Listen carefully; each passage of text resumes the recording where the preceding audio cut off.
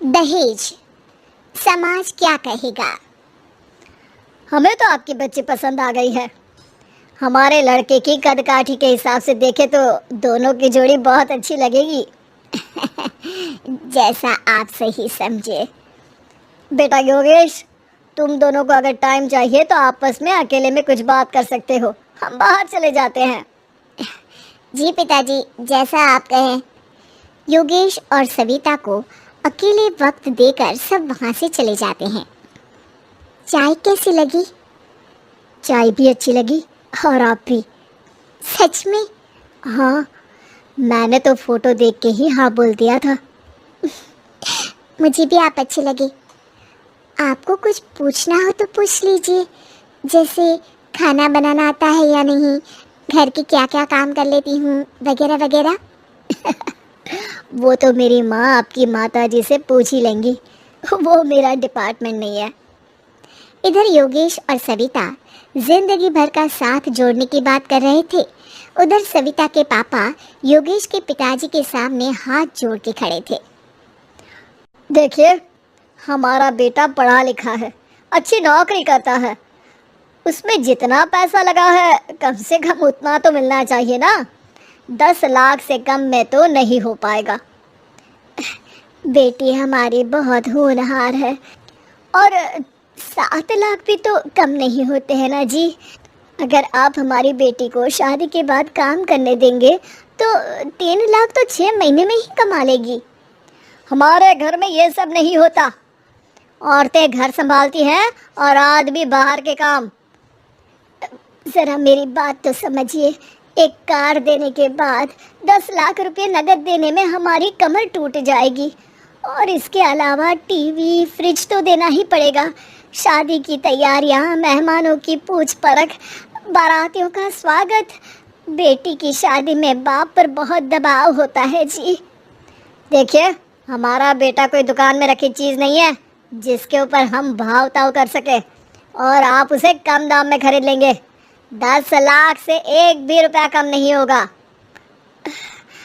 ठीक है, जैसा आप कहे जी, पर आधा पैसा अभी और आधा कन्यादान के वक्त दे देंगे। अरे, इसमें भी किश्त मांग रहे हैं आप?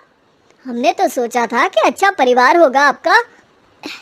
अच्छा ही परिवार है देवनाथ जी, पर पैसों की थोड़ी तंगी है ना, वरना सब ठीक ही है हमारे परिवार में जी।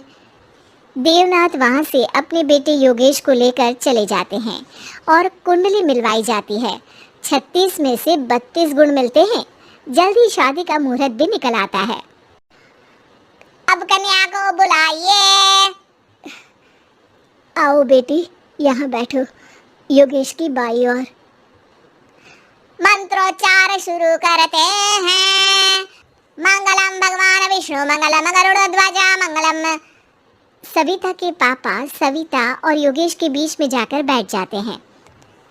बेटी, तेरी माँ को यहाँ बैठना था, पर तेरी विदाई नहीं देखना चाहती होगी शायद, इसलिए पहले ही चली गई। बाबा, हंसी खुशी का माहौल है, रोने का समय तो विदाई के वक्त होता है ना, तब ये इमोशनल अत्याचार कर लेना। अभी तो मुस्कुराइए, कैमरा आसपास ही है। तभी पीछे योगेश के पिताजी आ जाते हैं। अभी तक पैसे नहीं आए आपके यहाँ से? उठा लूँ क्या बेटे को? आते ही होंगे, मैंने अपने छोटे भाई को व्यवस्था करने के लिए कह दिया था। अरे तो जल्दी कराइए ना, वरना देर हो जाएगी, समझ रहे हो ना आप? योगेश और सविता दोनों एक दूसरे की तरफ देखते हैं। सविता चाहती है कि योगेश कुछ बोले, पर योगेश अपना मुंह दूसरी तरफ फेर लेता है। पापा, कितने पैसे की बात की है आपने? अरे बेटी, तुझे इससे क्या मतलब? मेरी डील की है ना, तो मुझे तो पता ही होना चाहिए। कन्यादान की विधि शुरू करेंगे। तभी योगेश के पिता वापस वहां आ जाते हैं। पैसे देते हैं या बेटे को उठवा लूं? मैं आपके हाथ जोड़ता हूँ जी, थोड़ा सा इंतजार कर लीजिए। देवनाथ वहां से चले जाते हैं। तुम अपने पिताजी से कुछ कहते क्यों नहीं? उनके सामने कोई आवाज नहीं उठाता। ऐसा नहीं है, कोई तो उठाएगा ही।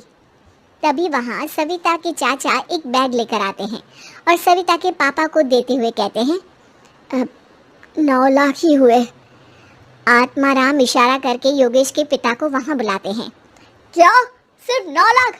बाकी 1 लाख कहाँ है? नहीं हो पाए जी, शादी के बाद कर देंगे।